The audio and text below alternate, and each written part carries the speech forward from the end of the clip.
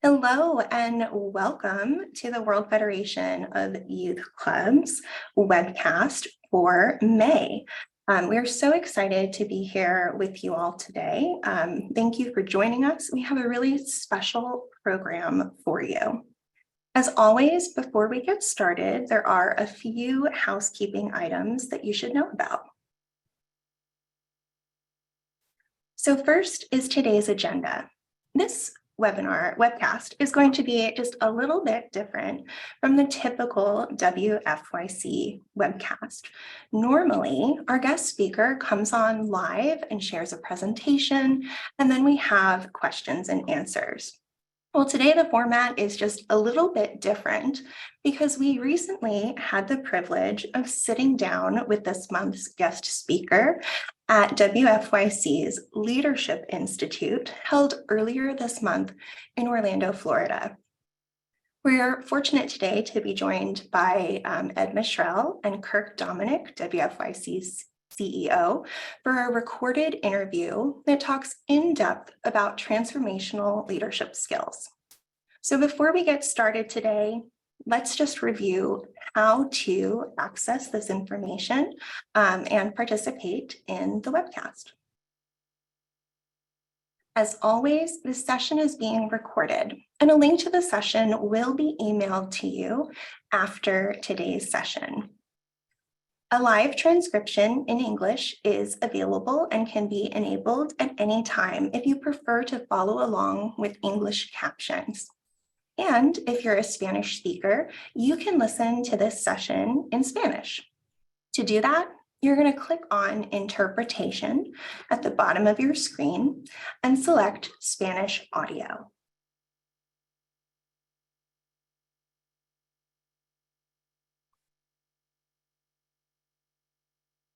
Just a few more reminders before we get started. This is a Zoom webinar, not a Zoom meeting. So the only faces you're going to see on the screen today are our guest speakers and WFYC staff. All participants are muted, but you can, and I hope that you do, participate by using the Q&A and the chat function. You can message us anytime to ask a question, share your thoughts, introduce yourself, and just interact with other members of the WFYC community. And the best view for this session is to click on View, then Speaker View or Side-by-Side Speaker View, which is my preference for watching a webcast like this session. And a very special treat for all of you who are here today. WFYC is thrilled and excited to offer one copy of Ed Mishrell's new book to each club who is here live with us today. So let's take just a moment to type your club name and your complete club mailing address into the chat. There will be another opportunity to do this later, but we do want to make sure that we take some time now to let us know that you're here so we can mail you a copy of this exciting leadership book. We'll give it just another minute or so for everyone to enter their club name and mailing address into the chat.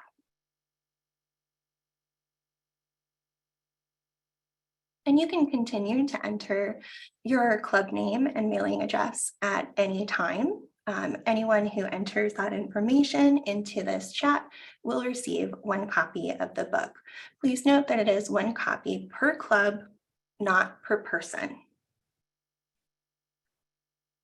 Before we officially kick off the interview, I want to take just a moment to introduce our guest speaker. Two guest speakers. We are going to hear the interview between Kirk Dominick and Ed Mishrell. Kirk, as you know, is the president and CEO of the World Federation of Youth Clubs. And Ed Mishrell, you may know if you're a WFYC member who participated in the Leadership Institute earlier this month. And if you don't know Ed Mishrell, you're going to get to know him a little bit today. Like many of you, Ed has held many roles at clubs in his nearly 40 years of youth development experience. He spent 8 years at a club in Philadelphia in the United States before moving on to the Boys and Girls Club of America for 31 years of service to youth development. Over his career, Ed has accomplished so much to improve the lives of young people. Notably, at Boys and Girls Club of America, he developed an advanced leadership training program that helps empower and equip club leaders all around the United States with the skills and resources that they need to be the best that they can to serve youth in their communities. We are so excited to have Ed here with us today, and we will launch our video here in just a moment. Good morning, good afternoon, good evening. I'm Kirk Dominick, the President and CEO of the World Federation of Youth Clubs, and I'm here with my friend and colleague, Ed Mishrell. Ed has just written his first book on leadership, and I'm also excited to tell you that we've just wrapped up a 2-day WFYC Leadership Institute where Ed facilitated conversations with youth development leaders from 12 or 13 countries, helping them put together goals and objectives for their organizations. So while we had Ed captive, we thought we'd take advantage of the opportunity to have him share his thoughts on leadership with you. And so we're going to talk about his experiences in his book and have a leadership conversation. So first, just by way of quick introduction, Ed is a longtime youth development professional himself, having a very storied career with Boys and Girls Clubs of America, most recently as their Chief Strategy Officer, helping them shape their future direction. I've had the opportunity to work with him for a couple of decades now, and I think you'll be excited to learn about the contents of the book and Ed's thoughts on leadership. So Ed, welcome. Thank you. It's great to be here. And thank you again for your role in the WFYC Leadership Institute. I thought it was a great 2 days, lots of energy and excitement. I would credit a lot of that to you. Well, thank you. It was fun. I had a great time. Good. I was exhausted last night, but I had a great time. Understood. So tell us, first tell me the name of the book. Okay. It's right here, 5 Truths for Transformational Leaders. Shameless plug. That's right. Give you a little bit sort of how I decided to write it? Yeah, please. Okay. So when I retired from Boys and Girls Clubs of America, I became an adjunct professor at Georgia State University. And I was teaching graduate students, and most of them work for nonprofits. And all the material we were looking at was based on business or government. There was really nothing on nonprofits. And when I started to look for leadership in nonprofits, there was really very little. So I felt like leading a nonprofit, all the things that are written about leadership are great, but leading a nonprofit is different. It is. Its authority is shared more broadly than in a business or government. Its measurement is really difficult. The challenges and the problems that they're trying to solve for are complex. And that nonprofit leaders needed a mission-driven leadership model. I didn't necessarily start out to write a book just to talk to some people that I knew that I thought were really great leaders and get a sense of how they thought about this. And then as I got started with that and started to have some notes, I thought, there's maybe just more to this than just a few phone calls. Yeah, so that's interesting. So you made the point, there's not a lot out there on nonprofit leadership Right. other than applying the business principles. Right. So how did you go about getting the information? Where did you look? Who did you talk to? What were Right. some of the questions you asked? Yeah, so I decided that I needed to define success and then find people who were successful, because the initial ones were just people I knew and worked with that I knew had been transformational leaders in terms of their organization. So I collected data and I tried to identify organizations with budgets that were under $2 million when the CEO started, that in a 5-year period they doubled their budget, their operating budget, and were able to demonstrate that it involved an increase in their reach and impact as well. So I identified probably about 20 organizations and just reached out to the CEO to start and interviewed the CEO 3 times. The first 2 were about an hour and a half to get started.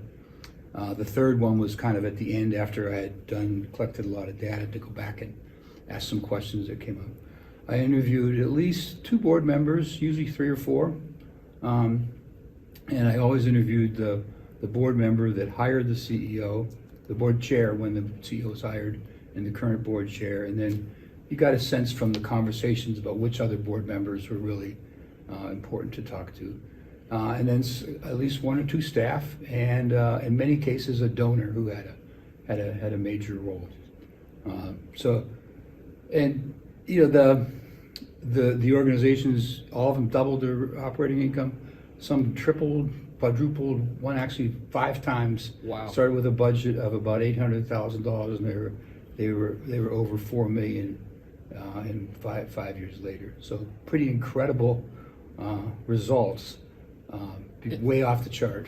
And then you also looked at not just how did they do financially, but what did they do with the money? What Right. impact was Right. So it was really a measurement of not just financial success, but more importantly, Right. they had moved the organization Yeah. forward in key areas. Yeah, I mean, I picked finance as a sort of a starting place because I figured that if you've doubled your income in 5 years, that's pretty darn good. You must be doing You're doing something right, right. right. And but then I went back after I identified organizations before I talked to them, and went to their website to kind of get a sense of how they were doing, and then covered that in the first conversation with the CEO. And there was a couple I decided not to go forward with and left out because they had doubled their income, but it didn't really seem like they were put, you know, sometimes just, you know, something falls your way. Right. So, yeah. The other pieces of the puzzle weren't there. Right. Interesting. How many organizations did you talk to? I'm going to say around 20. I might be 21 or. All shapes and sizes and geographies and. Yeah, actually, probably about half of them were Boys and Girls Clubs because that was data I could get easily. Right. So. You know some people. I know some people, so I got that data easily, but then I had to get, you know, I got data from the Charity Navigator, but I had to get people to make suggestions. Like, this would be a good organization. I think they'll meet your criteria. And then went and checked their data there, so. Interesting. Okay, so let's get into what you found out and the contents of the book. Yeah. And you open the book and you look at the table of contents, and chapter 1, you see the word fanatical. Yep. And you think, oh, this is going to be a good read. Yeah, no, So- it's not what you expect in a No, leadership well, book, right? you don't see that too much. No. But it's exciting. So tell Yeah. me, Yeah, so fanatical what? The first truth then was that the leaders were fanatical about their mission. And like they recognized that, their board members recognized that, staff recognized that. You know, and the board members described the CEO, they said this person just like is driven by mission. They talk about it all the time. They're like focused on it, and that's what got them excited. And I concluded that like it's not fanatical belief in mission is not enough by itself. Right. Not going to make you successful, but in order to be transformational, it's probably a requirement. You've got to never let it go. And it really did, there was like 3 big reasons it came out. So one is people want to be part of something bigger than themselves, and so being a fanatical about something is contagious. Either that or you run, you know. It's like, but when somebody's fanatical, they like, you know, all right, I want to be part of that. That person really believes in it. Being fanatical about mission sort of gives you permission to insist on excellence, because it's not about me, it's about our mission and the kids, or whatever that mission is about. That's why we have to be excellent, and it gives the leader the will to make tough calls. And those are mainly about allocation of resources and people. But the mission demands you take action so that you're spending every nickel you have to have maximum impact on your mission. And you talked about this contagious of being fanatical. So strong nonprofit leaders, obviously there are strong boards in place. Did you see evidence of these leaders with this fanatical attitude about their missions? Did you see where that lifted the board in any cases, or were these organizations that already had really strong boards? That's really a good question. Here's something interesting, is that several of the people that I interviewed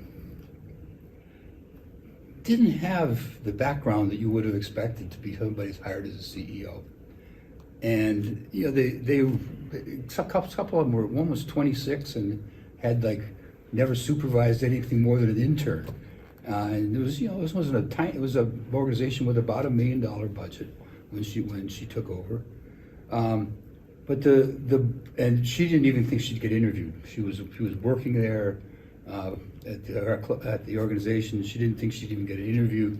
After she had interviewed, she figured it was just a formality. But when you talk to the board, they said, yeah, like the other people were more qualified, but like every time anybody talked to her, we got excited. Right.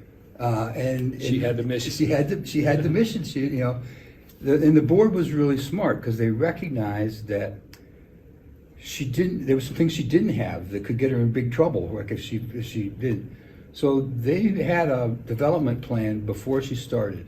So they took the chair of the finance committee and said, for the next 2 months at least, I'm going to meet with you once a week and go over the finances. We'll determine how often after a couple months we need to continue to do that. They got a person on the board who was an HR for a big hospital, said, would you meet with her every week for the first few months, help her to understand what needed to be here. So, you know, they had a college president who had a background in business leadership. They had him become her mentor. He was not on the board, but the board recruited him to become the mentor. So they really figured, they knew that this is what they'd hired. They hired this person without much experience, but they had this core that they wanted, but they had to figure out how to do the rest. Now, if you're a $20 million organization, it's a little riskier. It's a little riskier, right? Right. So it wouldn't necessarily be the way I'd go, but I would say even with a $20-50 million, that if you didn't hire somebody fanatical about the mission, you're probably going to be in a flat situation. So it sounds like they focused on, we're going to get a leader that has the part we can't teach. Right, exactly. The fanatical mission about the mission, and we'll teach them the rest. Yeah. I think there's a quote in the book from the one person saying, like, we can teach people how to work with kids. We can teach people how to run the organization. We can't teach people, but their belief in what we're doing and their commitment to it. That's great on the part of the board. So you bring in these leaders, or you have these leaders in place, fanatical about the mission.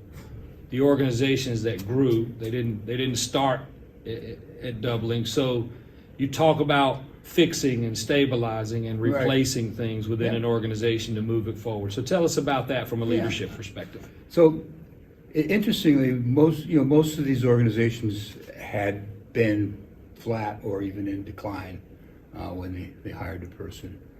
A couple of them were new, so they didn't have that history, but a lot of them were there. And when the person came in, what they found was that they were spending all their time solving problems. They weren't able to move ahead with the organization because every day was 20 things walked in the door and said, I need attention right now. Carrying the fire hose around. Yeah, that's exactly it.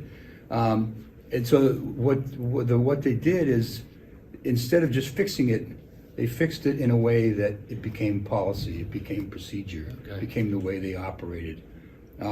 Several of the people that I interviewed said that their first 6 months on the job was great fun because they felt like they made progress every day. Okay. This system wasn't there yesterday, now it's there. I don't have to answer that question every day again for the next, that people should go automatically. So building a strong organization became sort of the first criteria. You can't move ahead when you're spending the whole day solving problems in the here and now. And then the second part had to do with people. I was kind of amazed. One person told me they fired 2 people on the first day. Okay. My comment was, I bet you everybody came to work on time. That'll get everybody's attention. That there was, so that there was, the organization had been stagnant a little bit, and so people, they needed to make some changes and get the right team. So, fix, repair, replace was we got to build a system, an organization that has systems and process, and we need the right people. And now we're ready to go for it. And yesterday you talked about Jim Collins. That's kind of Collins's perspective. Right. Is you get the right people on the bus and the right seats, and then you're ready to talk about strategy. Yeah, it's an interesting concept of working you can spend all your time working in the business, or you can pause and take some time to work on the business, Right. and then working in the business becomes a lot more efficient. Yeah. And it sounds like they took Yep. the time to do that. That's great. So then, they get their feet under them, they get things fixed, they get these policies in place, they stabilize the organization. Talk about the process or the successful processes you saw around setting strategies for Yeah. them moving the organization. So once you've got those two things in place, you're ready to go and figure out how you're going to achieve that mission. So, what I would say, that nobody that I talked to outlined it the way I outlined it in the book, but they all did those things in some form or other. So what we pointed out is there's sort of a three-part strategy here. So I've used it as three intersecting circles in the book. So the first one is your strategy for mission. So your mission statements are a great starting place. They tell you who you're serving, what outcomes you're trying to achieve, and how you're going to achieve it. But it's often like a word or two for each of those. They need more explanation. So the first thing was to be clear, all right, if we're going to serve kids from disadvantaged circumstances, how do we make sure that's who we're serving, that's who we're focused on? If we're going to have kids graduate from high school with a plan for the future, if I have an 8-year-old and it's coming to my facility right now, I can't wait for 10 years to know if I'm successful. What is the outcomes that I should be looking at as an 8 and 9-year-old, as a 10-year-old, for that longer term outcome? So that you're really able to clarify that. Everybody may have their own opinion about what's important there for them. And then the third thing is then how are we going to do it? What are we actually going to do with that's going to achieve our mission? So that's the first step, and then the second step is how do we create an organization that's able to do that, has the capacity to do that? All right, so a lot of that is systems and process. So like if things are running smoothly, and one thing about systems and process, as organizations grow, you outgrow those too. So they do need some constant attention going forward, and we need people that can do this, and we need to train them, and we need to figure that out. One of the organizations that I interviewed is in Charleston. They're in Charleston, South Carolina, and they do it's an after-school program. And they had, when they first started, had a big challenge hiring staff, like a lot of part-time staff, because there's so many serving kids for a couple hours a day. And so they have a strategy to how they're going to fill that. They go out to colleges and recruit kids at the end of their freshman year and hire them for 3 years. And they guarantee them a job for 3 years while they finish college. They guarantee them salary increases if they stay and are doing a good job. And they give them a lot of training. They have 2 weeks of training before they start. They get feedback. And then the interesting thing that happened is almost all of their full-time staff, and they're in 5 cities now, are people that came up through and worked in that college program. So, at a time when finding people is really difficult, they've got a strategy that they can work to get that. To build their own. They were building their own leaders. Yeah. Great process. And then the last thing is you got to figure out how you're going to pay for all this. There is that. You need minor details. You need some resources, and so, in the book, I say that if you've really done a good job of creating your mission strategy, like you're able to be very clear and articulate, this is who we serve, this is how we're served, this is what their outcomes are, this is how we're achieving those outcomes, this is how we build an organization with the capability of doing that you have the case. And that people want to be part of your fanaticism about mission. So you have the case for that. Now, most of the organizations were started off heavily using government and foundation grants. Almost all of them, when I interviewed them, were in a point where they wanted to build the next level of income on more individual giving and planned gifts and corporate giving, which they felt like that was the only way they were going to continue to grow as an organization. So they weren't switching, that they were sort of building on top of. Right, diversifying, Yeah. which is a key to sustainability, Yeah. right? Yeah. As we all know, you can't be dependent on one or two Right. funding sources. Yeah. But it sounds like they put this in the right order. Yeah. You get the leadership in place, you build the strategy, you demonstrate the impact. We've Yeah. talked about this Yeah. before. You message that impact, Yeah. and the resources come. But it sounds like they did a really good job of, with their existing resources, spending the time to make sure they were aligned and allocated Yeah. in a way that was driving impact that then they could go tell the story about. Yeah. Great. Yeah. And, you know, the last piece of that was being able to measure, which you mentioned. Right. That they all invested in that and, you know, became data driven, which, you know, I think, I've had lots of experience in the measurement front and gotten booed in the front of the room a few times. For suggesting the collection of data. Yes. You got, yes. Not that I'm sensitive about that. No, I can tell it didn't leave a mark. But, you know, for people, you know, they feel like they don't want to do this. It's the only way we're going to get better, Right. is by getting information. You kind of owe that to your mission and to whoever you're trying to serve, that you're trying to understand what impact you're having, so you can have more. You can't really get better if you don't know how you're doing now. And in today's world, you're just not going to fool funders. They're becoming more sophisticated about it. They're looking for organizations that embrace that. And I think being courageous enough to look at the data. Yeah. And to respect the data. Yeah. And if it shows a picture you don't like, being strategic enough to make changes so that you end up where you want to be. It almost always is good news and bad news. Right. You know, there's some things you can take and be really proud of, and then say, hey, it's not like you did bad. It's like, here's an opportunity now to get better. Let's figure out what this means and what we can do that's going to change that in the future without losing what you did well. Learning what you do well is just as important. Yeah. So I'm interested, these leaders and their organizations that you talked to, when they got through kind of these first phases and things were starting to click, how much of their focus was on let's grow more in size versus let's be more impactful? And I'm sure there's a balance there, but I'm just curious if you saw any trends there among the leaders. That's a good question. I think here's what happened. I'm going to answer it in a little different way, so I'm not trying to It's your book. dodge it here. What happened is they got better as an organization, got stronger. They had lots of opportunities to grow. Okay. And so it wasn't like they were going out and saying, well, we're going to grow and we're going to open 4 new sites or serve 50 more kids. It was like people started coming to them. They had a reputation. Several people said, you know, we used to not be invited to the meeting. Now we've got a seat with the first ones invited. Yeah. And so there was lots of opportunities. So it ended up being a lot of focus on growth.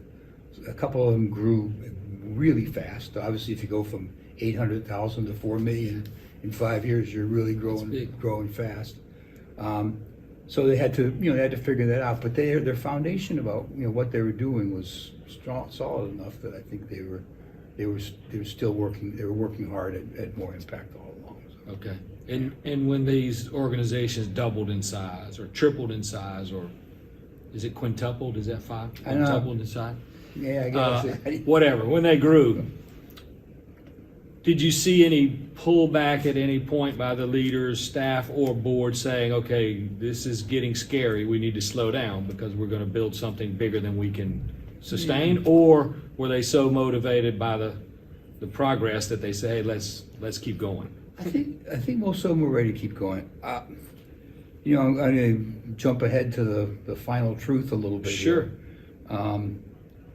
Is that what was required of them as a leader changed as they grew. You know, when you're an $800,000, you got 3 employees, and you got your hands on everything, right? Right. And so I come in here. You come in as a leader, you got your hands on everything. Things start to grow. It's hard to let go of that. I can see that. And so people hang on to it. And board members played like a really critical role in helping them to see that the leader they were when the organization was $1 million budget is not who they need at $3 million. You're drowning yourself. And the board had played a role there. The board played a role, and the ones that were successful, and even the one, there's a couple moved on. Yeah. And talking to them, they just were ready. They, and I think that's really takes great insight to know. Yes. This is the most fun for me is to grow it and get it all working, and then turn it over to somebody else. Because it might be that my interest and skill set doesn't match what the organization needs today.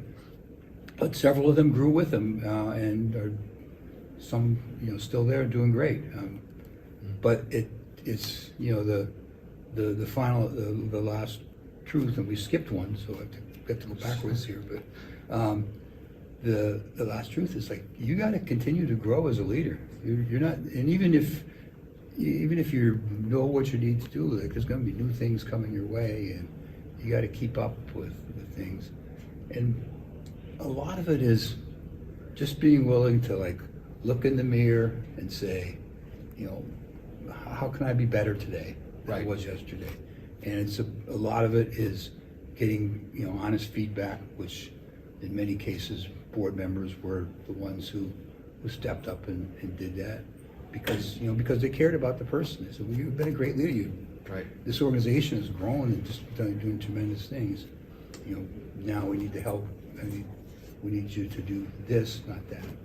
Yeah, such a key relationship in the success of a nonprofit between the board and the CEO, right? Yeah. I mean, you can really make or break an organization. Yeah, I think it's one of those things that's different from being a leader in a for-profit. I don't see boards in for-profits being quite so much a partner in terms of helping the CE to grow. Right. If they feel they're not doing a job, that's more likely just to be replaced than to grow. Sure. Yeah. Okay. Well, I know we only have a few minutes left, and I want to give you an opportunity to talk about other things in the book that we haven't addressed. So, are there any other key topics you would want to talk about? Real quick, just like the truth that comes after the strategy is you have to execute it, and it requires great discipline to talk about it constantly. That you have to communicate what you're trying to do over and over and over and over again, and you've got to just be focused on that because people don't hear it the first time. They're busy. They got all this stuff going on, and so you got to create a plan and make that central to how your meetings work and what you talk about as a team. So the execution is really important. The last chapter in the book is I stole it from somebody, called it The Road Ahead. It's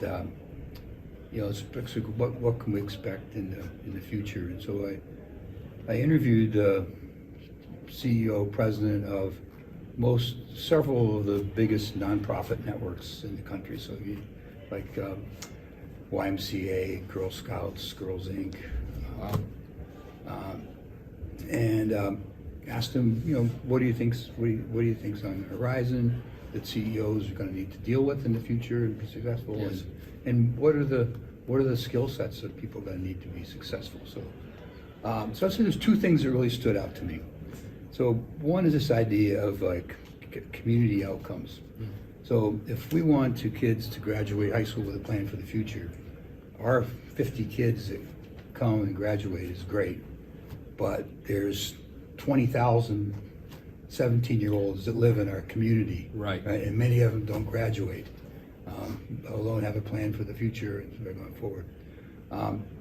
The things like the Strive Together network, the in Cincinnati that's now being replicated some places, where public, government, so in terms of Strive, where they're looking at children, they're bringing schools, they're bringing health care, they're bringing all the nonprofits to the table as one network.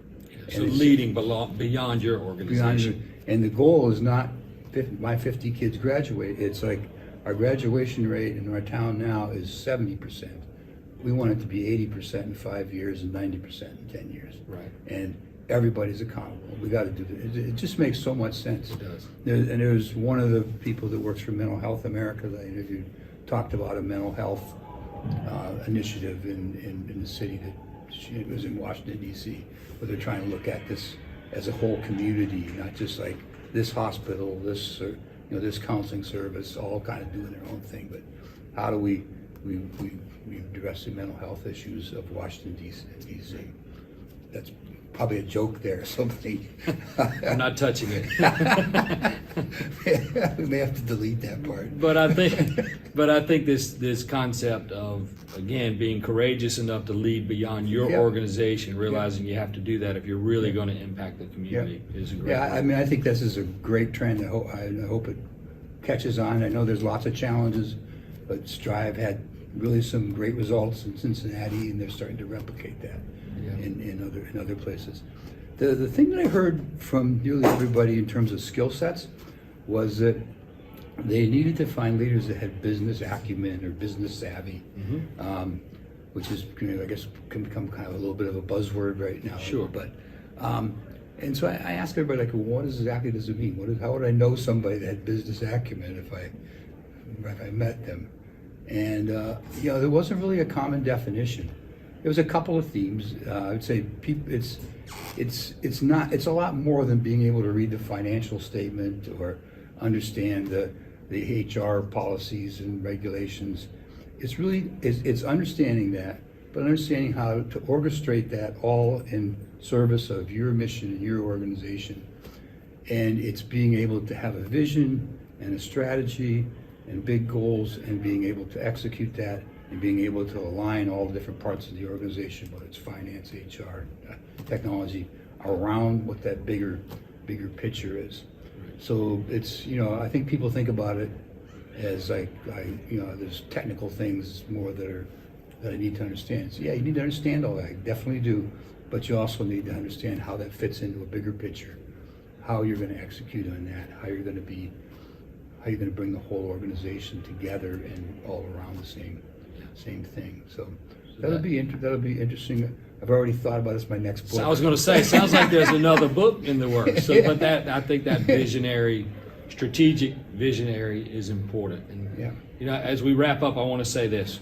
We spent the last couple of days with our leaders from the World Federation of Youth Clubs from around the world, and our team saw firsthand how this book can be used to really guide a process of examining your organization, developing plans for the future, and figuring out how you're going to execute and what difference that's going to make. So I want to publicly thank you for the work you did with our leaders, but I want to also encourage others who are watching this webcast to think about going through a similar process and use the book as a guide. So Ed, I want to thank you for being with us for the Leadership Institute and for agreeing to do this webcast, and we'll get you back for book number 2. Okay, I look forward to it. Thank you very much. Yeah.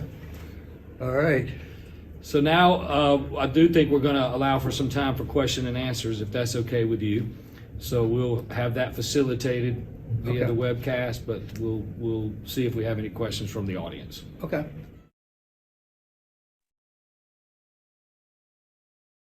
Well, that was an exciting interview.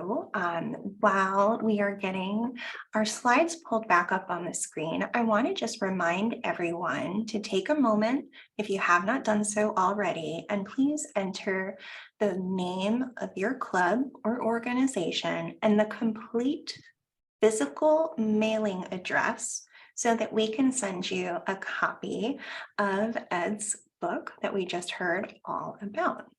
So without further ado, I'm going to ask Ed to come on camera and come off of mute and to take questions from the audience. So at this point, if you have any questions or there's something that you want to hear more about, we have a couple of different options. You can enter that question directly into the chat. You can enter that question into the Q&A. Or if you would like to come on camera and speak for a moment and ask your question directly, please indicate that in the chat or in the Q&A so that we can have you join us. But while you are putting your questions together, just want to invite Ed to share any closing thoughts from that interview or anything else that you'd like to wrap up or clarify. Okay, well, thank you.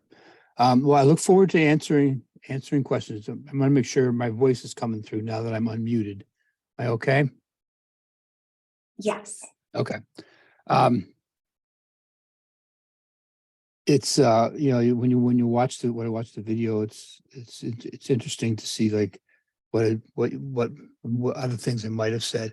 I guess the only thing what I would say is like that everything begins and ends with mission, and that if I was to say anything in summary, it's that really guides that process all the way through. It's like the people are fanatical about the mission. You're clear on how you're going to create an organization that's aligned with that mission. You're clear on what you're actually going to do to achieve it. You're clear on how you're going to know if you're being successful and who else you need to work closely with.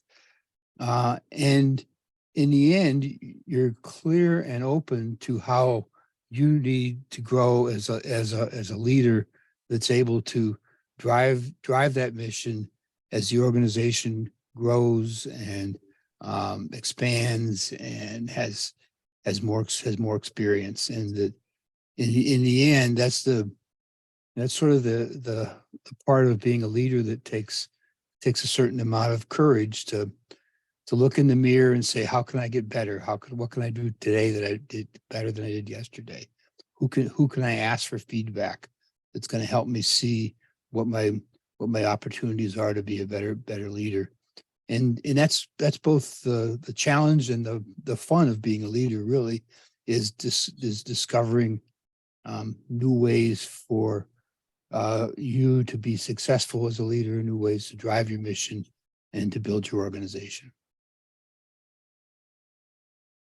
Thank you, Ed. I wanted to check in with our CEO, Kirk Dominick, who is here in the audience with us. Kirk, did you have anything that you would like to share? Sure. Can you hear me okay, Abby? Yes. So yeah, just to add on to what Ed said, and again, I'll publicly thank Ed one more time for sharing not only the knowledge and the findings from his book, but his personal experiences. And I would just add on to what Ed said about it beginning and ending with mission. You know, leadership, particularly in the youth development world, where the needs of young people around the world have gotten only more critical since the global pandemic, is be bold in your leadership, and be bold enough to lead your team. Now, as we talked about in previous conversations, there's this level of humility that you have to have that says, I'm going to put the organization before myself as a leader. But there's also this responsibility to be bold and to build a culture of accountability, and not be afraid to hold yourself accountable and not be afraid for your team to hold each other accountable. Because what we're dealing with in the youth development space is just so critical. So I would say have that humility, be bold, drive the organization forward. And it really does all come down to leadership, and not just the leader at the top or the leader that holds a certain position, but building a culture of leadership where everybody in the organization, staff, program volunteers, board volunteers, other stakeholders, everybody is working to drive the organization forward. Because I think that's what it takes for us to get done what we're trying to get done in the youth development space. So those would be my thoughts, Abby. Kirk, there's a book that came out in the last year called Think Again, and it's about how to help people to change their mind or to see something differently. And it talks about that a characteristic of leaders that are successful, and that is that they have what he calls confident humility, that they believe they're going to be successful, but they're humble enough to understand that they don't know everything they need to know, and they need other people to be part of that success. That's kind of a cool way to think about leadership. It is. Yes, thank you both for sharing that. It is so important for us to all be able to take a step back and outside of ourselves and evaluate how we can continue to grow. And sometimes those are some difficult conversations with ourselves.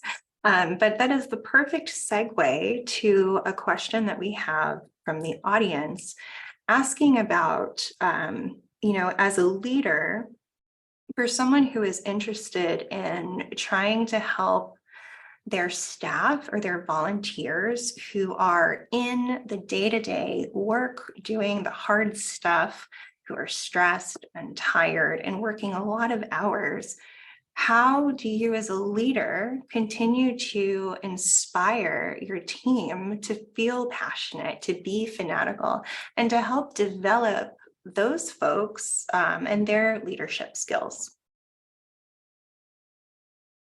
Yeah, it's a great question. It is. It's funny. I was at my grandson's graduation from 5th grade, and it was yesterday. It was the last day of school, and like the teachers were excited and proud of their students graduating and going on to middle school, but they all looked exhausted and could wait for the time off. I think so one is to keep focus, again, I keep coming back to this, keep focused on the mission and what you're trying to accomplish and letting people know how valuable they are. Sometimes it's hard when you're so busy to see that you're making progress or that you're making a difference. I think it's your leaders have to help their team see the progress they're making and understand what difference they're making. And that's what gets motivate them. At the same time, working in a nonprofit or working in a youth organization, because it's so mission driven, you can get sort of pulled in to be all in all the time. And I think to help people to see that they need time for themselves, to be for their personal life, for their relationships, and helping people to make good decisions about having some balance in their life. But the main thing you can do is give them a picture of how they're making a difference. Keep talking about it. Give them opportunities to grow. Lots of encouragement and thank yous. And Abby, if I may, I would add to that too, just, be accessible. As a leader, I think it's important to be present and to be accessible. Obviously, you can't be there on the front lines all of the time because you have other leadership responsibilities. But I think it's important for your staff and your team to understand that you're in this with them. You're accessible, be a listener. And just as we tell the staff members when they're dealing with young people, don't underestimate the power of a small gesture. Take the time to just go out there and tell somebody for 10 seconds, you are doing an amazing job. And I know it's a tough job, but you're doing an amazing job. I mean, I know I'm speaking about some obvious things, but they're so easy to forget when we get caught up in the day to day. But I think being accessible as a leader, the leaders that I have worked for in my career, the ones who I knew were accessible, whether I took them up on that all the time or not, that was a big deal to me in terms of keeping me motivated. Thank you both for that information. We do have a couple of more questions and we have time, so please continue to enter your questions or topics that you'd like to hear more about. And remember, if you'd like to come on camera and ask the question directly, you can say so in your message. But while you're thinking of additional questions, Ed, this question is from the chat. You had mentioned earlier during the interview that it can be really challenging for leaders, especially when they're brand new to their role or to their organization, to differentiate and prioritize the time they need to spend putting out fires and dealing with the day-to-day emergencies to stabilize the organization and continue serving youth. But how do you balance that with the other emergencies and urgent needs of your long-term sustainability of the organization? So it's a big, complex question.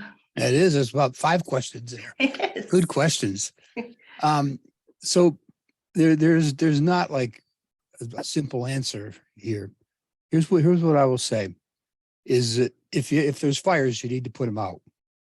It can't be ignored. You know, there's problems that come up. There's things that have to be fixed. You can't ignore them. But what I would say is that you want to focus forward on everything that you fix. So if this is a problem or a challenge I have to deal with this morning, what can I do that will make this less likely to happen in the future? How do I build an organization where this doesn't happen, or that people know how to handle it quickly when it does happen? So you're not just solving things all the time, but you're solving them and then creating practices, policies, systems, whatever is necessary that would make that less likely that that's going to happen again. And it's not only creating those, it's making sure everybody understands what their role is in doing that. And you know, if you do that enough, you over time you have less fires. Still going to be some fires, still going to be some crises that happen that you have to deal with. Many of them will be small, but you know, occasionally there might be a big one. You have to stop and take care of that. There's no doubt about that. But hopefully each of those is a learning experience, and you're building an organization where that's less likely to be a problem in the future. Thanks, Ed. We have time for one more question, and we do have one in the Q&A from Stephen from Boys and Girls Club of Ghana. And he asked, what are some of the strategies that leaders can use to determine whether or not their operations are in line with the organization's mission?